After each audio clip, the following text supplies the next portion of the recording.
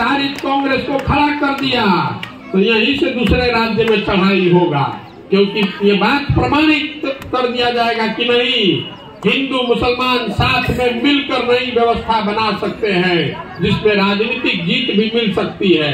इसीलिए इतना बड़ा प्रयास कर रहे हैं।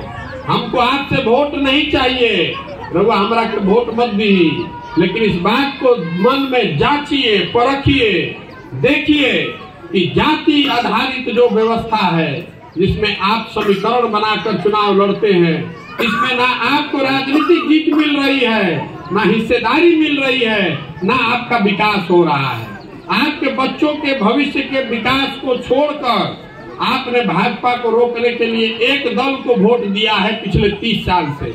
अब जरा रुआ आकलन कर ली खुद से कि 30 वर्ष में आपको क्या मिला, आपका विकास नहीं हुआ, ये तो हमको बताने की जरूरत ही नहीं है, लेकिन राजनीतिक भागीदारी आपको कितनी मिली है वो भी आप गुणागणित कर लीजिए। और अंतिम बात कि भाजपा को आप रोक भी नहीं पाए। 2 MP की पार्टी आज 330 MP की पार्टी बन गई है।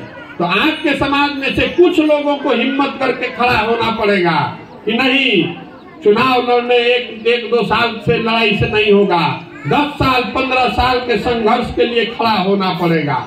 एक दिन में भाजपा नहीं बनी है, 30 साल 40 साल 2 पुश्त लोगों ने लगाया है उसको बनाने में।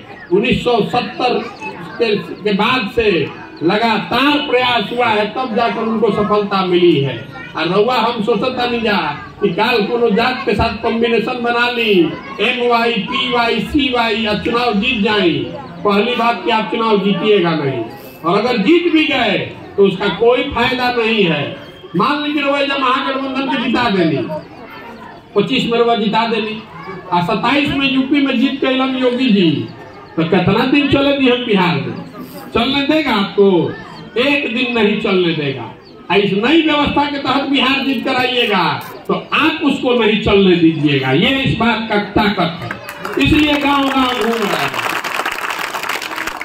हमको कह रहा है। अब आप में से कुछ लोगों के मन में बता दिया कि भाजपा की जन सुराज करने से भाजपा को फायदा होगा।